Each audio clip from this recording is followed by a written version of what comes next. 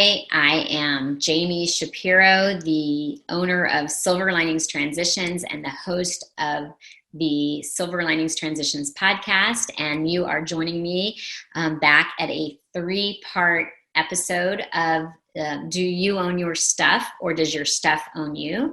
I am doing it on Zoom. So if you are listening to it via podcast and you want to see the photos, you can tune in. It's going to be on the Silver Linings Transitions webpage, or you can listen and I will describe the pictures. So the first part of the series, I talked about who I am and who Silver Linings Transitions is, and a little background about stuff and why it's not so great for us to have too much of it, and a little bit about our society. And then the second episode, I got a little more into the reasons that we hold on to our belongings. And this is going to probably be the most important one, because I'm going to give you some tips for tackling this stuff. So the first thing you'll see if you're watching it, but if you're listening, it's a picture of an elephant. My dad always says, how do you eat an elephant? And you think about an overwhelming task, and if you don't break it down into manageable pieces, you're going to be overwhelmed. So that's what you do with the downsizing process. You actually break it into bite-sized pieces, and you don't beat yourself up. And again, I'm going to every episode, I'm going to stress that perfect is the enemy of done. And when you think things have to be done perfectly, you will freeze because you will become overwhelmed. And so we're just going to talk about chipping away at this project.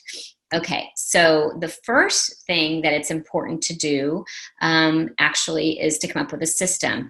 And one of the things that I like to tell people is, if you have ever heard of a brain dump, I would imagine most people have heard of a brainstorm. And a brainstorm is when you work with other people and you just fire out everything that's on your mind related to a certain topic.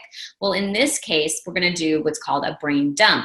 And what you do is you go around your home and you write down every area in your home that you feel needs to be organized. And that can be, down to the junk drawer, the glove box, the garage, whatever needs to be organized in your home, write it all down. Just get it out, get it out, get it out. And then once you've written it all down, what you're going to do is you're going to prioritize it, but you're going to start with the easiest, put the easiest at the top, and then work our way down. And the reason is that, first of all, we love to check things off and feel like we've accomplished something. So every time you get to put that little check mark, I don't know about you, but I will write things down just to check them off. And then the other thing is that you're going to have momentum. So when you start with the small task, then you're going to feel like you've accomplished something, and you're going to want to keep moving forward. So that momentum is super important. One of the things that I recommend that people do, and we do this when we're doing moves for our clients, is we have them go through their home and sticker. And usually if we're working, pink means pack, means something they definitely know they want to keep. Green means it goes away. They really don't need it, don't want it. Orange is something they want us to recreate. So we'll actually take photographs of curio cabinets or the nightstand. And if they put an orange sticker on it, it means it's really important to them that we recreate it. Even like photos on the wall. And yellow is something that is going to either be donated or given to a loved one. And then we use other stickers, because there are more stickers than the 4 that I'm showing in this, but having a system in place, and then again, starting with momentum, at least people feel like they're doing something. Now, if you're doing this for yourself, then for instance, if you've said you're going to organize the junk drawer, and that's the thing that you're going to do today, then when it gets to be your garage or a bigger space, if you use those stickers, you can have, one box for, you don't have to do anything with keep because you're going to keep it, but donate, throw away, and sell or give to a loved one, and you can distinguish those. And then it's important that you have boxes or something available to go ahead and do something with those items once you've identified them. And the other thing that I used to tell people to do, and now it's a little bit hazy, is I used to say, again, this is pre-COVID, that there are, many charities. I'm going to give you access to some in the end of this podcast, and also on our website, or you can actually email and ask for a handout with charities that will pick up. We're in a little iffy right now with charities, and a lot of thing that's also happening is that we're getting inundated because so many people have had this time off. So there are lines to drop things off at Goodwill, but it's important that you have a plan, that once you've gone through your belongings and you've figured out and identified what you want to donate, that you actually action that item. So I used to tell people to make sure they made a phone call to schedule a pickup for the end of the week, but that may not be possible. And that's the case where I've said, as much as, I don't like to tell people to put things in landfills. If you've got the space to stack those donations away and put them away for a later date, if a charity that you want to donate to isn't available, then it's great if it's out of the way. But if it's just going to cause more chaos or more clutter for you, then maybe you need to throw it out. I hate to say it. It goes against my values, but sometimes your mental health is more important than the one time that you're, throwing a bunch of stuff into the landfill. So having a system in place is really important. And I'm going to talk about some popular organizing methods. There is a book called The Magic Art of Tidying Up, or it's also called the Konmari Method. There's actually a show on Netflix that you can watch, and I'm going to break that process down for you. One of the things that both of these methods have in common, and I think it's really important, and it's important anytime you start organizing, is to have a picture in your head of what you want your lifestyle to be like in that home, and to visualize, how do I want this space to serve me? And, I think a kitchen's a great example of that, because, people, I don't know about you guys, and I'm sure it's the case when you go to a party, everybody gathers in the kitchen. And so, think about how you want your kitchen to be. Is it a place that you want people to gather? And do you have enough counter surface and space to be able to entertain and have people gather? So, it's important to picture and identify the lifestyle that you want to have before you ever start the organizing, downsizing process. So the next thing that she has people do is she has them gather like items together. So she says to start with clothing, and obviously you want to identify it per person, because it doesn't make sense to gather all the clothing together, but you start by person, and you bring it all into your bed, and every item that belongs to you start with you. And what you're supposed to do is you're supposed to thank it for serving in your life. And then you're supposed to pick up every single item and, and see, does holding this item spark joy? And if it's an item that feels really good, you hold on to it. And if it doesn't feel really good, you're supposed to, to either donate it or give it to a loved one, or, if you can sell it. So that would be an important reason to also have your boxes of donate, sell, and trash. And then you go through your books, and then you go through all of your papers. And sentimental is something that you should do last, because we get caught up, and it's a really hard one. And again, when we want to get momentum, we want to start with the easiest tasks. One of the expressions that I love, that I learned from Brian DeVore, my realtor partner that I work with, we do something together called Moving Towards Tomorrow, where he sells the home for the client and we do the packing and unpacking. And he talks about Mark Twain's expression about eating the frog. And if you've never heard that expression, Mark Twain used to say that you needed to do the thing that was hardest first thing in the morning, calling it eating the frog. So this is opposite of eating the frog, because I want to make this gentle, because otherwise you'll get stuck in it. But so making it manageable and easy and starting that way is important. And then once you've gone through all of the belongings in the Konmari Method, then you thank it for serving, and then you give it to its appropriate home. So Peter Walsh, is one I mentioned in, I think, the second in this series, about how he will, when he clears a child's space 100% of the time, when they get into that new space, their first reaction after they've been in a cluttered space is to dance. And I do think it's important to go back and listen to the second episode, because there's some other things, exercises that are important to do. And then the other thing that he also says is, does this item support the lifestyle I envision? Something that I definitely have done, and you'll see it when we get on to Swedish Death Cleaning, is it something that you can photograph, but you don't necessarily need to keep? And I will share some photos of things that I kept, and I get just as much joy out of showing those photos as I do holding on to those items. We had a senior client she had lived in Europe, and she had gone to culinary school, and she'd collected beautiful pieces of furniture. And when she was downsizing into a senior community, she couldn't take all of those pieces. And so we photographed all of those pieces for her, and we actually sent them to consignment shops to see if it was something that they would be willing to take. And, some of them they would, and some of them they wouldn't. And we had to go to another consignment shop, because you'll also know that different consignment shops will take different things. So it's a good idea to photograph those items.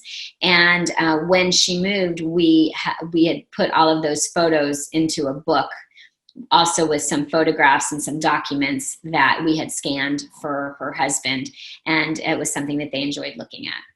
So is it something that can be photographed and discarded? And Peter Walsh is also the one that talks about how when you have a collection of items, that you can take out your favorite few and really make those seem more special and display them in a more special way, and that you'll get just as much joy looking at, one or two of a collection. I always recommend, it's part of my extension of Swedish Death Cleaning that, again, we'll talk about. But if you are going to someone's home, back in the day when we used to do that, I grew up that you never walked in empty-handed to someone's home if they had you over. And usually, pick up flowers or bring a bottle of wine or a dish. But now I'm recommending that you clean off your items that maybe you don't necessarily want to keep, but mean something to you or might mean something to the host, and you clean it, because you don't want to bring a dusty tchotchke, and you put it in a nice gift bag, and you give it as a hostess gift. So that's my little addition. And you can also learn more about Peter Walsh's organizing on YouTube. He also shares an idea called the trash bag tango. And the trash bag tango is where you set your timer for 10 minutes. You get 2 trash bags. You do it for 1 week, and 1 trash bag is something that is going to be thrown away, and 1 is to donate. And when you've just got 10 minutes, that's breaking a project down into a manageable piece, and makes it easier for momentum. And again, momentum is really important in all of this. And like I always say, perfect is the enemy of done. Let's just get out there and get it taken care of. And Oprah has a method, I call it the Oprah closet method. And what she does is, I don't know if it's her or her staff, but she turns every hanger in her closet around. And then when she wears the item, she flips it right side. And she says after 6 months, she donates whatever she doesn't keep. I would love to be the recipient of some of the Oprah donations, but you can do that, with books. You can do that with anything, and just see what it is that you're really touching. A good idea is to do something like that in your kitchen, is to really identify what you really do use versus what you really are just keeping for that special occasion. And I will also say that when you are organizing, especially if you are a senior, it's really important that you bring things down to lower levels that you use regularly, because we do want to avoid falls, and anything that you don't have to reach for is going to be better.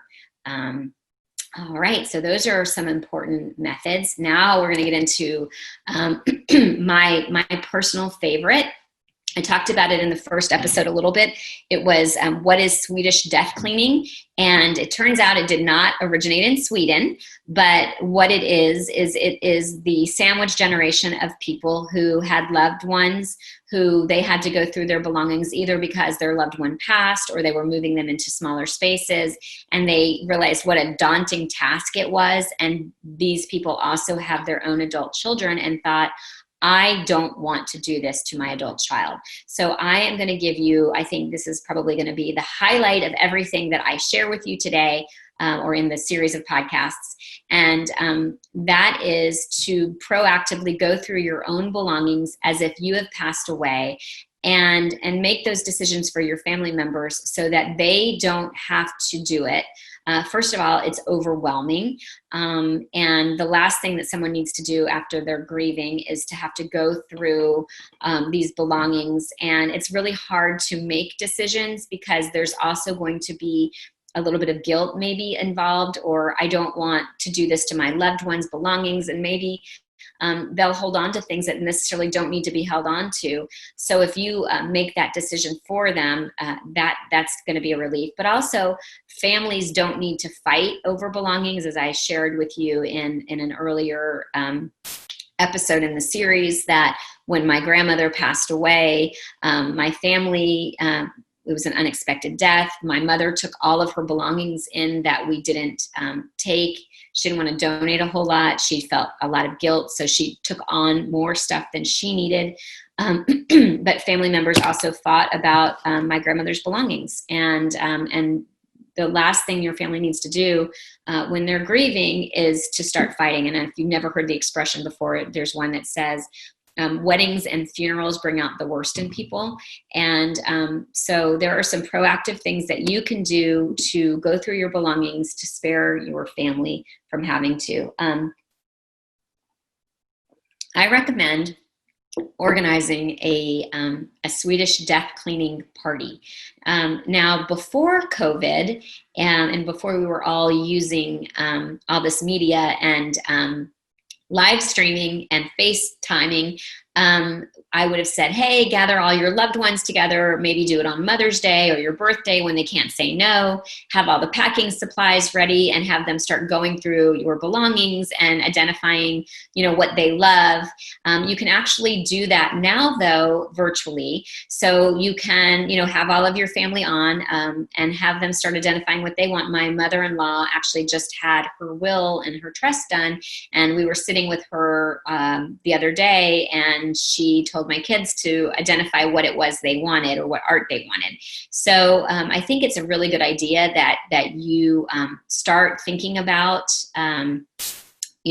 who wants what, and if you can give it to them while they're still here and you can see them enjoy it, even better.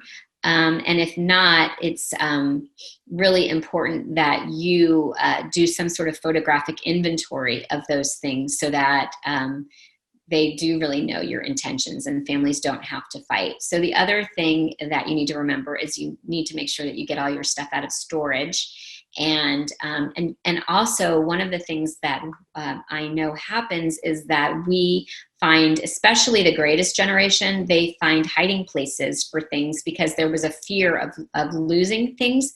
So, if you hid something in a special place, identifying that, and then also make sure that your passwords are documented.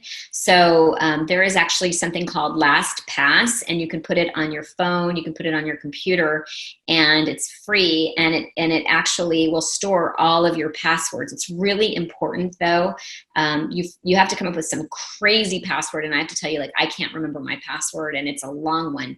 So you have to make sure that you've told a family member where they can identify that password, and that will be the password that unlocks everything else. And we also have to start thinking about our digital memories. So I know I'll show you in the next slide that I created a memorial setting so that if something were to happen to me, my daughter, who knows about this, would then have access to my Facebook account so that all of that doesn't get lost.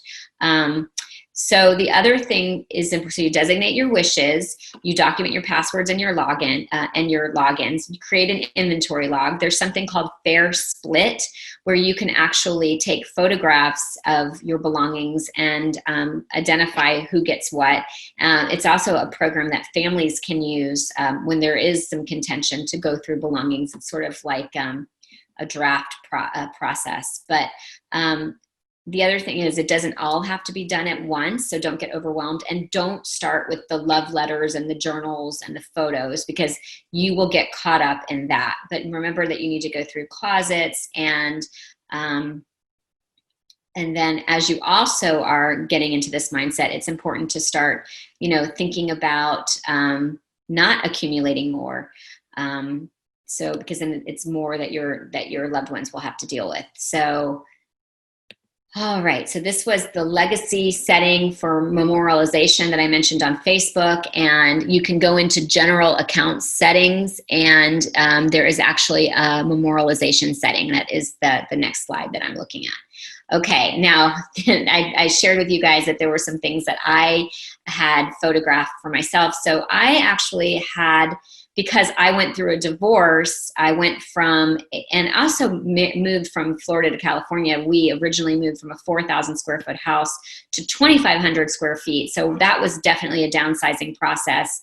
And then when I was moving out of the marital home into another smaller space, it was another opportunity for me to start going through my belongings. And there are some questions that you can ask yourself when you are doing that. And one of them is anybody going to be happier because I kept this? So in the top photo on this slideshow that you'll see, it is a picture of a retainer. Yes, it was mine.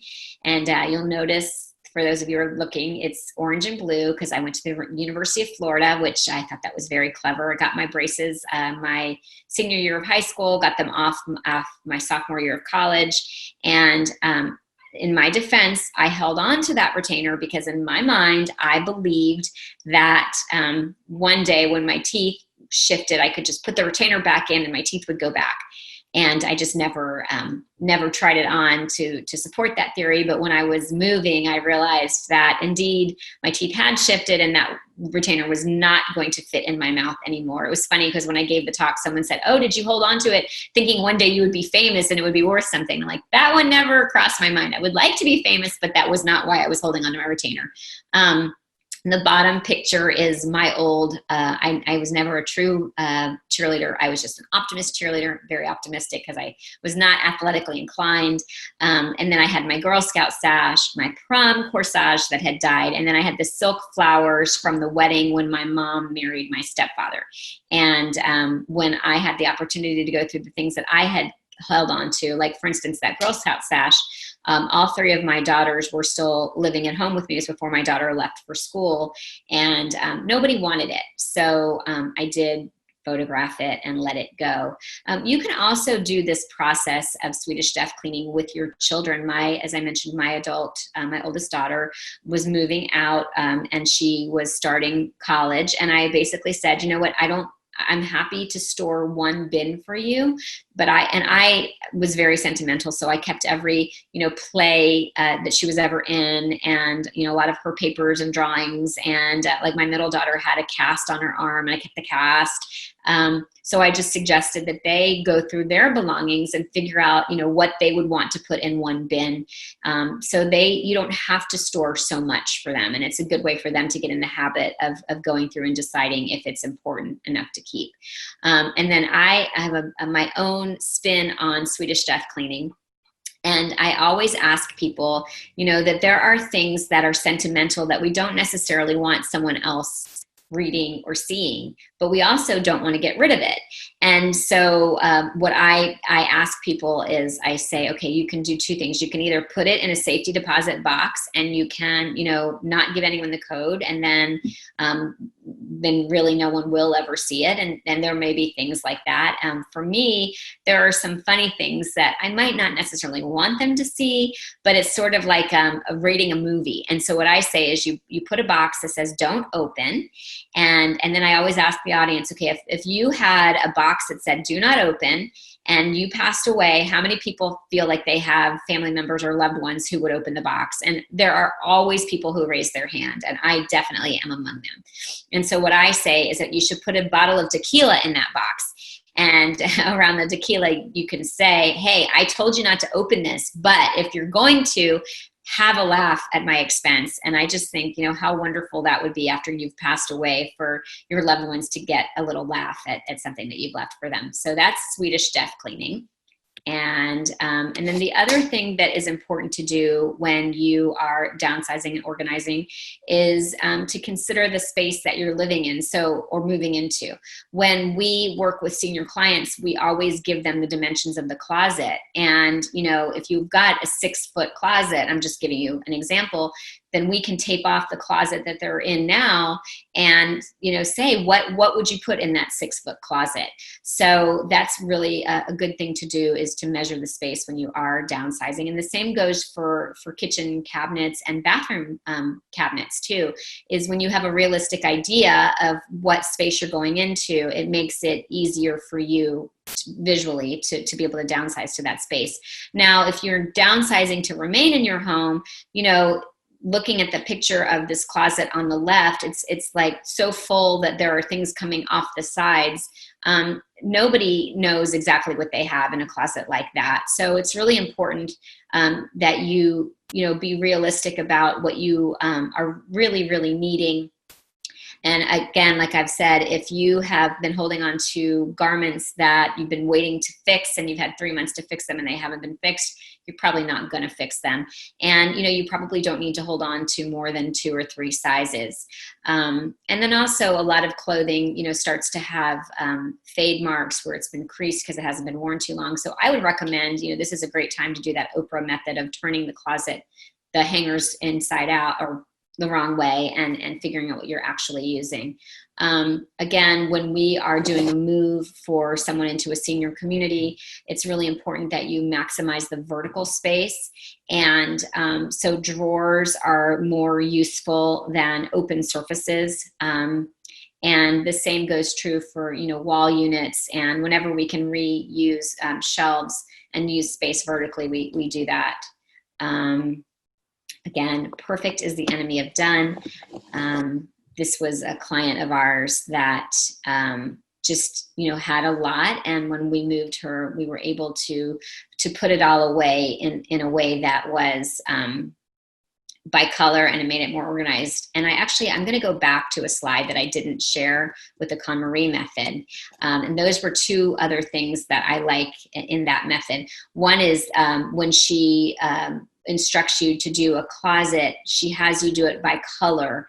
And then I think it's very easy to have an idea when you're looking for a certain thing, what color it is, and you're able to go to it. And when it's organized that way, when Silver Linings Transitions goes in, we offer that as part of our services. When we are helping someone, we offer them, how do you want it to be organized? And then the other thing is the second picture is t-shirts, and how the Konmari Method works is you don't stack them on top of each other, but you roll them and you stack them so that you can see the image when you look down at the drawer. So that was another thing I forgot to mention with the Konmari Method. Okay. So other helpful hints when you are downsizing or organizing, and that is, again, consider your space. The client that we moved in this situation, you'll notice it doesn't necessarily make sense from an organizational standpoint, but she was in a walker. And so what we did was we wanted to make sure we had one of everything that she needed. Actually, we did 4 on the bottom shelf. So she wasn't going to have to reach for bowls or plates. And when we're making a move for someone into a senior community, or there are physical limitations, it may not be visually as pretty, but it's functionally pretty, because it gets harder as you age to raise your arms, first of all. And we want to avoid anybody climbing on ladders. So considering, your physical limitations is really important. Then the picture on the right actually was same person. We didn't sort for this person. I'm always a big proponent of letting us go in and organizing before the move. It just makes it way more efficient. But there were a lot of coffee mugs, way more coffee mugs than she ever was going to need. Even if she had all of her friends over, she wouldn't have the space for everybody to come in and have coffee. And a lot of those were broken mugs. So we put them aside so she could go through them later. And this was a move where she had moved out of skilled nursing and had to go from her apartment where she was living independently into a community where she was going to have assistance. And we didn't have the benefit of being able to go in and sort first. So we put everything in boxes and labeled it so that they could then, at least look at it a little bit at a time and not be overwhelmed by it. And then, as I shared, also how important it is to eliminate duplicates when you are trying to organize.